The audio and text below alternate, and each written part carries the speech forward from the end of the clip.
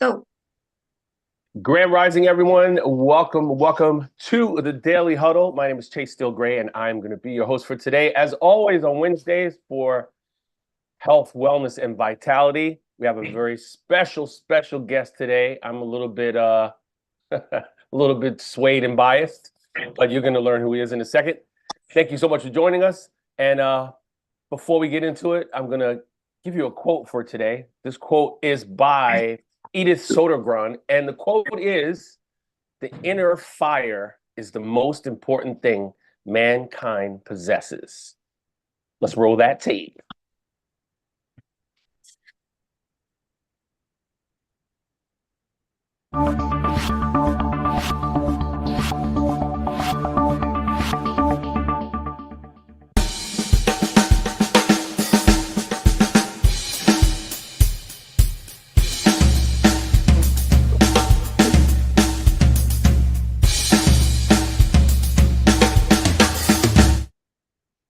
Yes, we did it. We're here once again. Thank you so much for joining us. I am Chase Steele Grey, along with my whole co-hosts, Sorrel Kiton and Gio, who are somewhere in the mix here, I'm sure.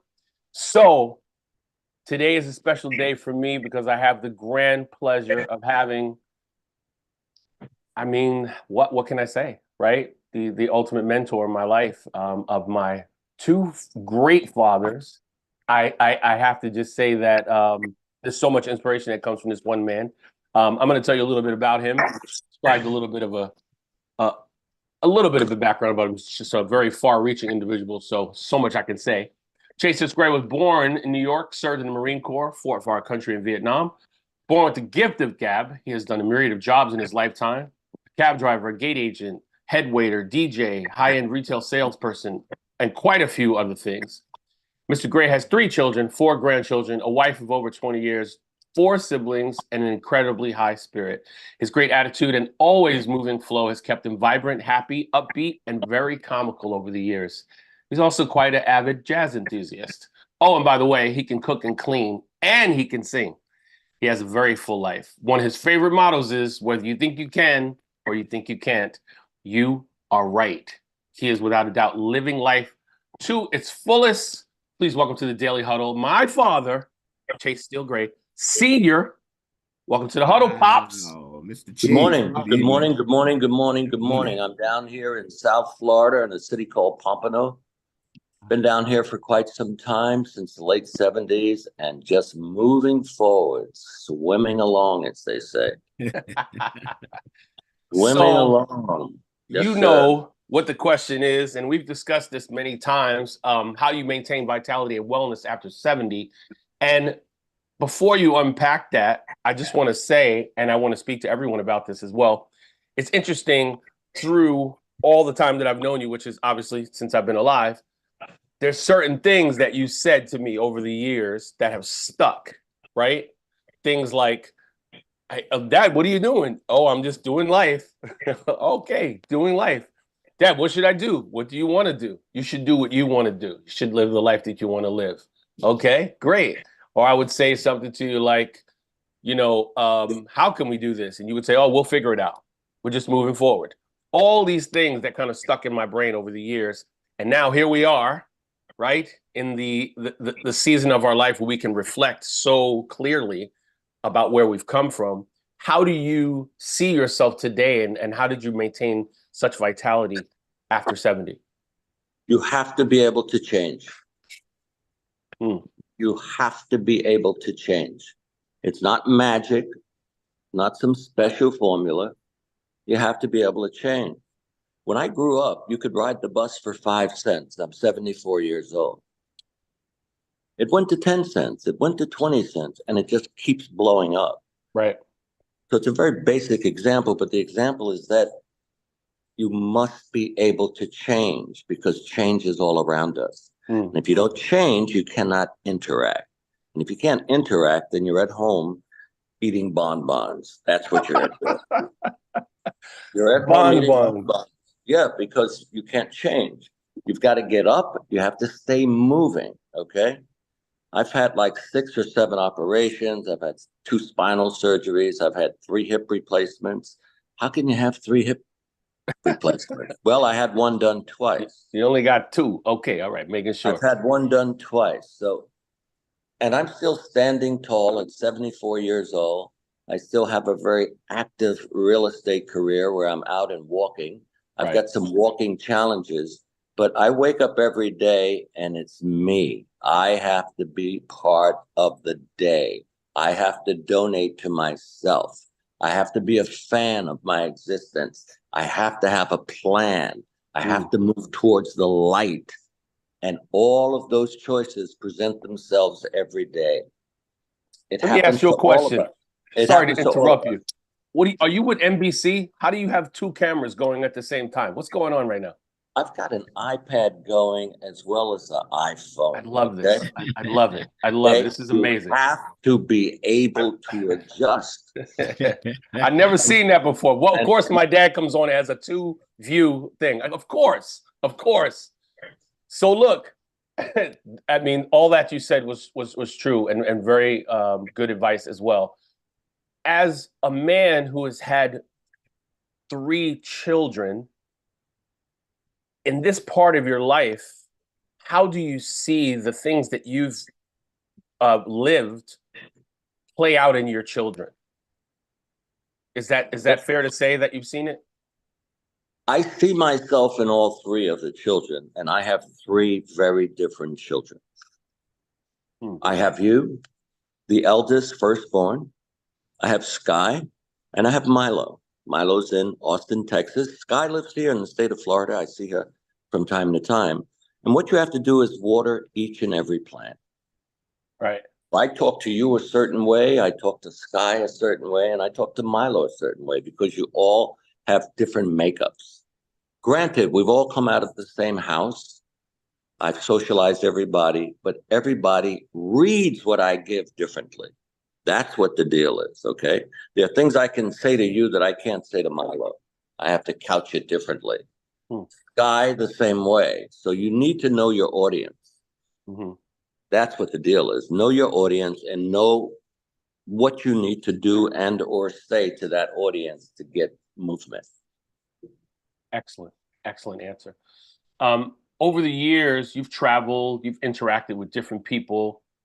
And obviously, many of the interactions that we've had, we've been able to share with each other and kind of pull from.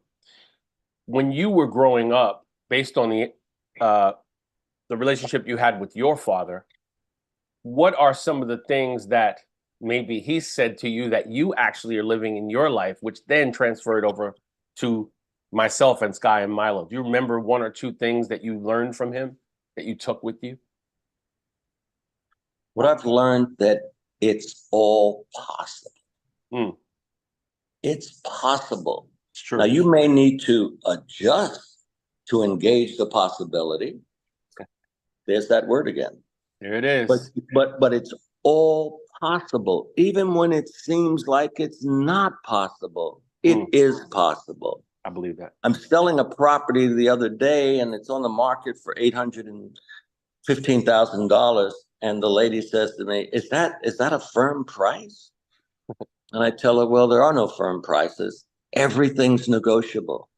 Even things that appear to be non-negotiable, it's a lie. All things are negotiable. There's movement in everything. Again, the word adjust. So as you wake up and as you move into your day and you encounter these challenges, lean into them. Lean into the challenge. You can't get into the challenge back here. You have to lean into the challenge because there's a window for you in there. You don't see it yet because you don't see the whole situation. But if you lean in, you get to see more. You do. Yeah, that's deep. That's very deep. You know, people talk about age all the time. Oh, I just met somebody. Oh, how old is he? Oh, I just did so and so. How long you been doing that? And how old were you when you started? It's a constant conversation. For you personally, if numbers were not existent and we just met people head to head, and then someone said, "How old are you in your mind without numbers?" How old do you think you would be in your spirit, in your soul? I think I would still be 74. Interesting. Okay. But it's my attitude that changes that. Your Right. attitude changes your age. Absolutely. We've all met people that are 80 that you think they're 25. I know it. So, the age thing is a trick. And a It is lot a of trick. people buy into the age. Okay, oh, I'm 70. I can't go bowling. I can't do it. No. And Yeah. yet I'm telling you that it's the type of attitude that you bring to the fold every day. I'm hungry every day. I'm after it every day. I'll be Right. after it when I'm 85. Okay. Right. There are new things and new twists and new roads and new turns, all available. My wife's a painter, so I look at a painting that I've been looking at for 2 or 3 years, and all of a sudden I see something different in it. And that's what fine art does. It allows you to see it differently every time you look at it. You recognize something else. So Right. that ties in with the age thing. It's about you. You Right. Right. decide. You decide how you're going to drive this life. Right. You decide. You want to Absolutely. drive it? Drive it. You want to sit in the back and be driven and be a passenger? You can be a passenger. Both of those locations exist. I Right. think it's better driving. And then there are times when it's better to be a passenger because it allows you to drive better going forward. So Hmm. the age thing is a mental thing. It's not a physical thing. Right. It's mental. So you can trick yourself into, I'm very old, I can't do that. Or you can trick yourself into, I'm going to give this a try. And that's what it boils down to. Hmm. Hmm.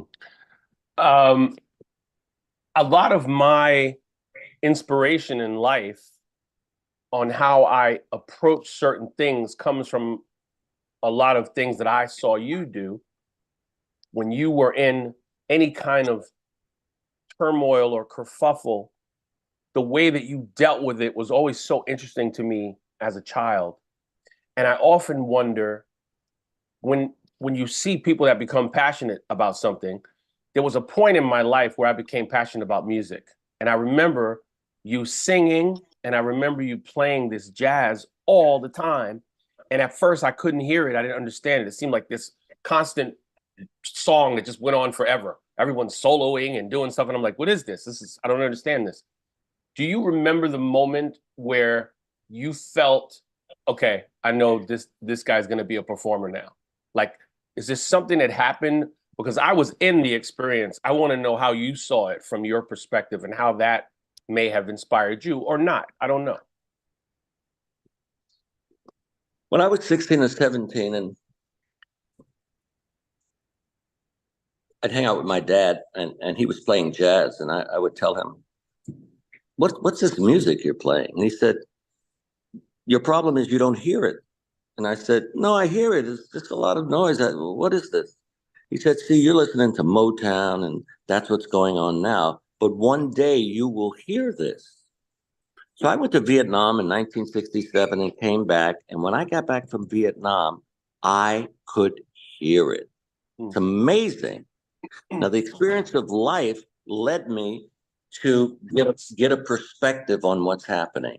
So I was able to go there, do this war game in the Marine Corps, and come back, and all of a sudden I could hear this music. So when you were growing up as a child, all I wanted to do was create a path for you. Let you decide how you're doing it, but create a path. You wanted to go and play piano. We gave you piano lessons. You were in talent shows. We supported that. And then finally you got into Berkeley. What a big deal that was. One of the premier schools. So all you have to do is give people an opportunity. Everyone's not going to take advantage of the opportunity. They're not. But you did. You did. And that's what it's about, making yourself available and being afforded an opportunity, whether someone gives it to you or you take an opportunity. So you have to stay open. I'm open right now at 74. I'm wide open, more open perhaps than I've ever been in my life, because I've come to realize that being open makes you open, and you get to entertain and see things that you would have otherwise never seen. Stay open. Keep your eyes open. It's out there. Check it out. Right, right. I feel very young at 74, to go back to that other thing. You know, I'm not doing an age thing. Right. I just feel very fluid, and I'm out there getting it. I don't have all the answers. I couldn't give you all the answers growing up, but I gave you what I had, and you built on that. That's really what it comes down to. Right. You and I are both avid readers, and over the years, I've read, hundreds of books. But do you remember, or can you recommend a book that you've read over the years, over the span of your entire life? The one that sticks out, that speaks to the either the fragility of life or the inspirational side of life, or just a story that moved you or touched you that you could recommend to the Daily Huddle family? Just one book, the one that comes to mind. Yes, read Sid Arthur by Herman Hesse. Yes, that's a good one. That is definitely a good one. Went right to it. It changed my life. I read it while I was in college, and it spins you around. Okay, it spins you around. But again, you have to stay open, because there are a lot of voices out there. There's some voices you need to discard right away. Right. But if you're not open, you don't hear the fact that you need to get away from this situation. Correct. So I think that we have judgment, and I think that we need to stay open. Right. Yeah, I agree with that. Stay open. Totally. Stay open. In this segment of your life, how important is the intake of food, and how do you deal with that on a day-to-day? Like, what personally makes you what's the word I'm looking for? What personally drives you from a food intake personally, like keeps you vibrant, keeps you going? Well, I'm married to a woman that's older than me, and she's been eating properly her entire life. So again, staying open, we eat a very balanced life with vegetables and fruits. We laugh at these pills that you can go out and buy, and they're going to give you fruits and vegetables. We think that's hysterical.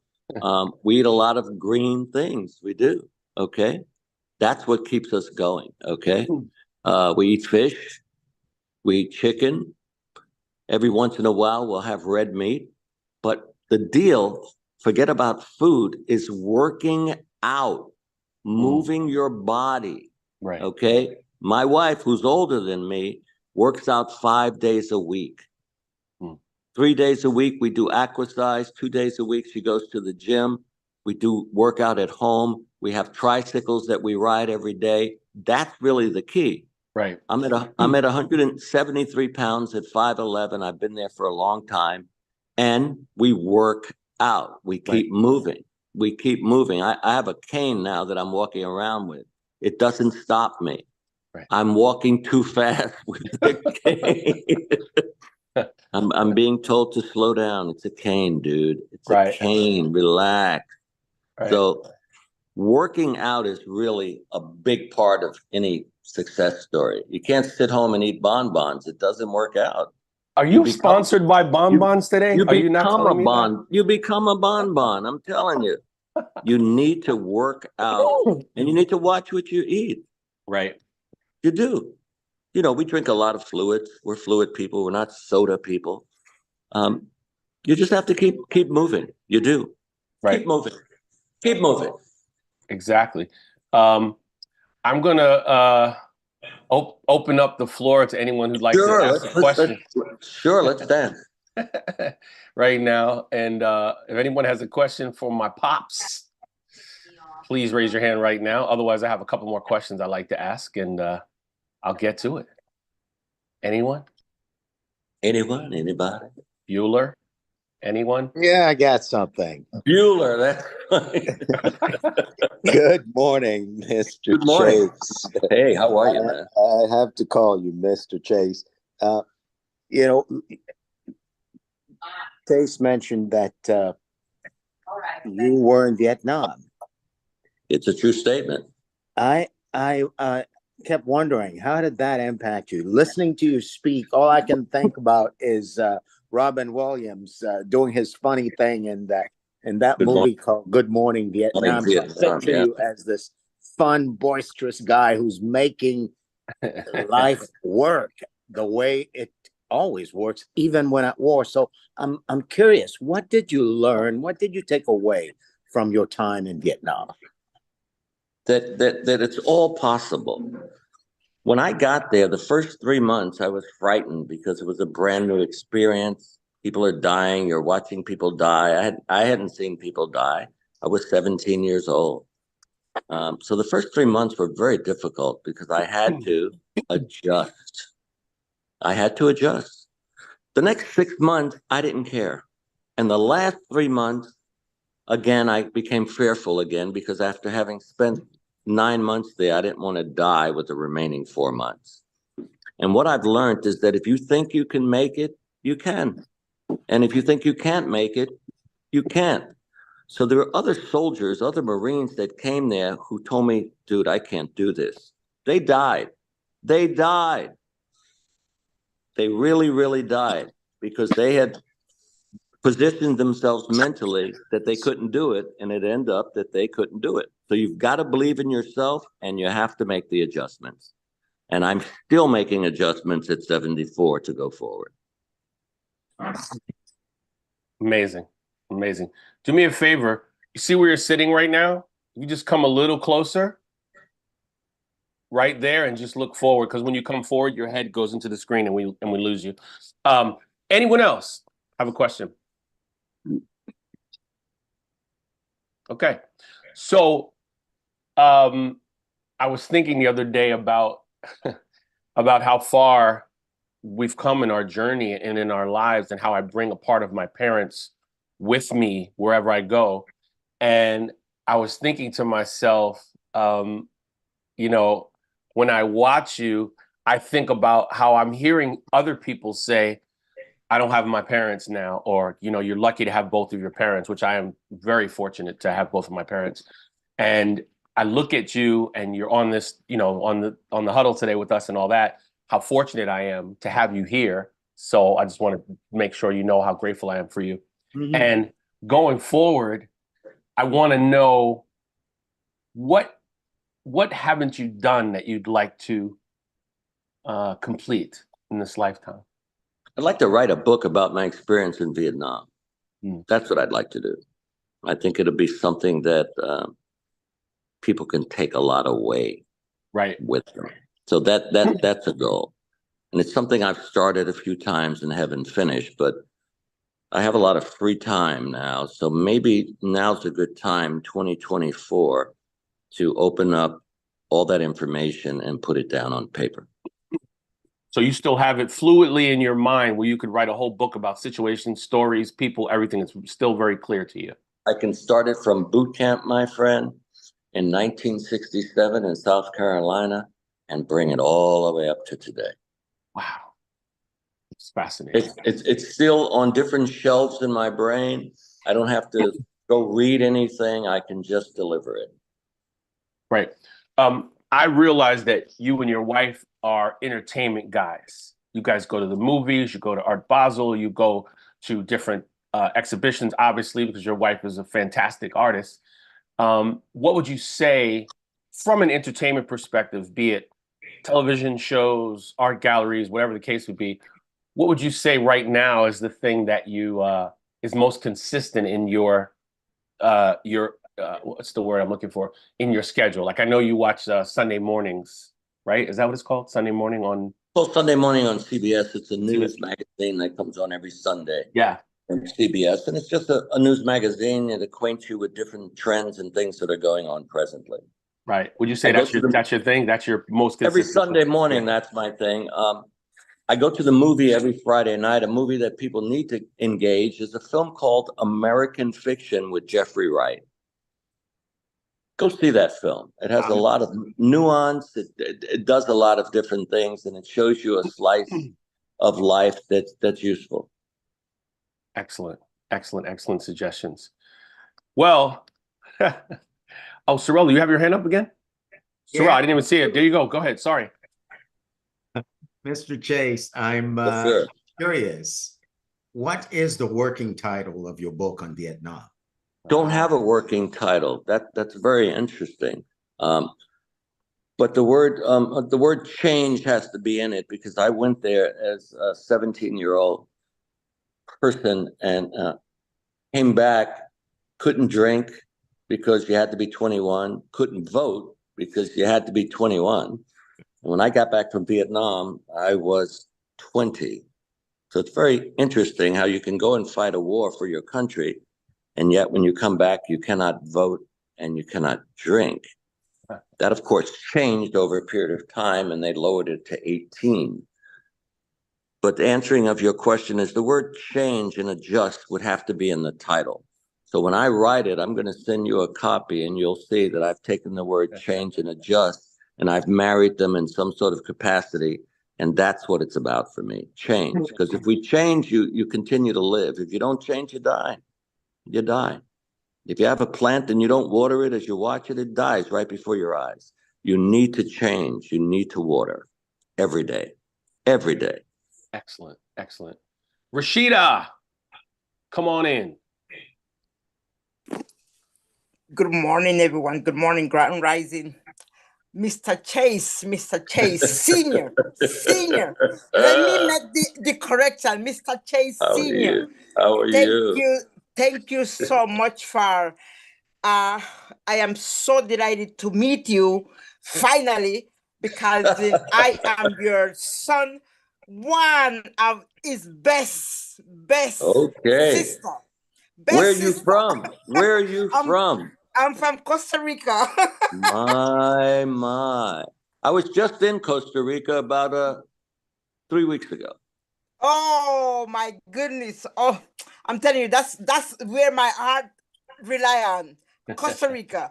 But one of the things that I take away from this, Mr. Chase, is that change that you are really emphasizing is that we are product of change.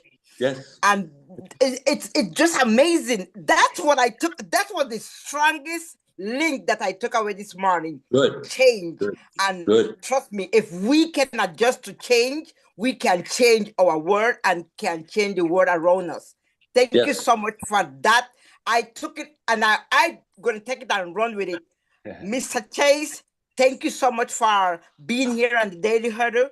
I am so appreciative, and I'm definitely going to run with the change. I'm going to change every single thing I do today and forever. Thank you. Good. You're very welcome. You're very welcome. Very welcome. Sweat. That's how we do it here. That's how we do it. That's how we do it. It's good stuff. Before we leave, the last question I have for you, and this just came to me as we were talking.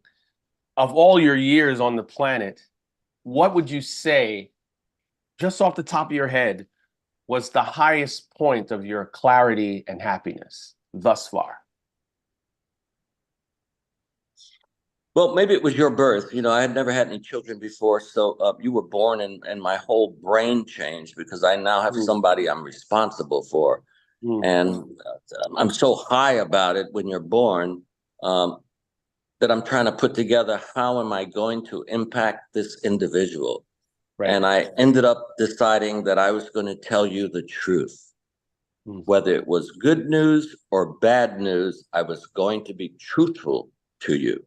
And if you hit your rewind button, you'll see that I have always shot it straight at you. It's true. And if we had to make adjustments after you got it, then we made adjustments after you got it. So that was the high point. You were the first child, and I felt a tremendous responsibility of affecting you, and I did. Well, what a better place to end than that? I mean, what can I say? Thank you so much for being here. It's amazing. It's amazing having you on the huddle. I'm happy to have been here. So sorry. I have another hand. I didn't see you. Come on in. Hi, good morning, everyone. Hello. This is my first time here. I just wanted to say, Chase Senior, it's just pleasure to hear your words. It's amazing how, I don't know how to say it. It's amazing how you can talk about your past and your present moment in such a beautiful way that it's amazing. Thank you. And you made my day. It's 6:30 in the morning. I'm in California, and wanted to say that this was amazing, a start of the day for me. So it's amazing. Thank you so much. Take this energy that you're getting, because you're giving me so much energy. You're giving it to me right now. Take the energy and pass it on. Yes, for sure. Excellent. Thank you. Throughout the whole day. Pass it on all day. Beautiful energy. Thank you. I love it. We'll see you soon, Coach L. You're coming up. I'll see you soon on the huddle. So, look, this has been spectacular, as I knew it would be. I mean, come on. So, thank you so much for joining us on the Daily Huddle today. I greatly appreciate it. And wow, it's my dad. I know him. I speak to him all the time, and I still feel inspired by stuff he just said. It's incredible. This is a magical thing. You know, it just is. So before we leave, as always, we give you our tenets that we stand by them 100%. Live out loud to the stretches of infinity, right? Laugh as hard as you possibly can, because it's not that serious, right? Move your body with intention and with fluidity, of course, right? Eat mostly plant-based if you can, because the plant-based intake is definitely what keeps us more fluid and more active. Also, stress less. It's a no-brainer on that one. Just stress less. Take it down. Take a few more breaths. And of course, check yourself before you wreck yourself. Take a moment and look at what's going on and say, "Ooh, this might not be the thing to do." You never know. Thank you so much for joining us in Daily Huddle. Thank you, Pops. Wow. Thank you. We'll bring you back again. Thank you, Mr. Chase. You're very welcome. Happy to be here. Thank you all. Thank you all, family. Thank you. Thank you. Powerful. Thank you. The video's on. I love it. Nice to see you, Coach L. Daily Huddle family. Hey guys. I'm Zach. I'm Kimberly. And we're your hosts for Money Monday on the podcast. And we have been with the Daily Huddle now for a little over a year, and it has been transformative. It's been fantastic for us, and I hope it's been fantastic for you guys. We are super excited to see you on our 1,000th episode. I can't believe it's been 1,000 episodes, but see you guys there. Thank you everybody for helping us get to our 1,000th episode on the Daily Huddle. We are so excited. This is Catherine and Tara from Relationships and Communications on Tuesday. You know, when we started this journey together, built a community of strength and authenticity around us, we showed up to give, but we received more than we ever could have imagined. Way more. And it's all thanks to you. Here we are approaching the 1,000th episode of the Daily Huddle. I've laughed, I've cried in private and in public. Daily Huddle has been something that has really soothed me from the inside. It's been an amazing experience. Happy 1,000th that it's right on the way. This is something that is a necessary vibe. I love you all. Thank you so much. I'm so excited that we are celebrating 1,000 episodes. I'm your host for Thursday Spiritual Matters, Dr. Monica Ogando. This is really an ensemble cast. It is really a joint, a village, a community effort, a community celebration. And so I want to thank you personally for being part of the Daily Huddle family. And here's to 1,000 more. 3 years, 1,000 episodes. I want you to know that none of it is possible without the pristine listening that you provide. We are celebrating you, and I cannot wait for 1,000 more episodes of us being together as family, making a difference for the world. I can't believe it's 1,000 episodes. A big thank you for being part of my life. You gave me a new context for life, and I have to tell you, my life is